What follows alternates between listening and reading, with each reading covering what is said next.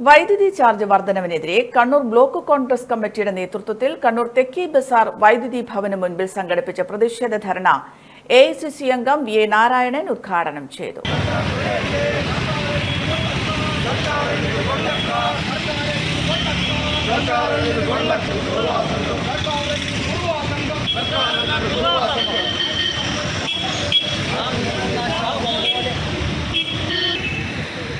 ഭരണകൂടത്തെ പ്രകടനം അതിശക്തമായ രീതിയിലുള്ള പ്രതിഷേധ പ്രകടനങ്ങൾ കേരളത്തിലുടനീളം നടക്കുകയുണ്ടായി.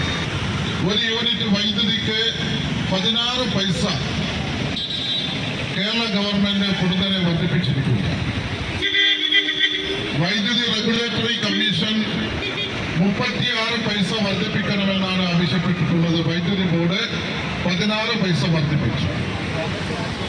അടുത്ത 2024-25 വർഷത്തിലേക്കുള്ള വൈദ്യുതി ചാർജിന്റെ വർധനവ് കൂടി വൈദ്യുതി ബോർഡ് പ്രഖ്യാപിച്ചിരിക്കുകയാണ്.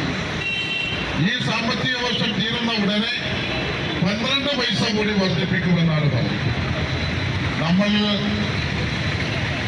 16 പൈസ വർദ്ധിച്ചു എന്ന് പറയുമ്പോൾ ഒരു നിസ്സാരമല്ലേ കിട്ടും. രാഹുൽ പറഞ്ഞതുപോലെ ഒരു 300 യൂണിറ്റ് വൈദ്യുതി ഉപയോഗിക്കുന്നവരാണ് ശരാശരി കുടുംബക്കാർ. 300-400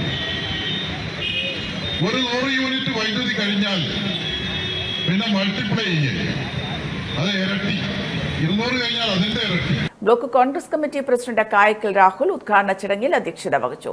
Kannur corporation deputy mayor advocate P. Indira, Manoj Kuveri, CT Girija, Mahesh Chala, Shibu Fernandes, advocate Lisha Deepak തുടങ്ങിയവർ സംസാരിച്ചു.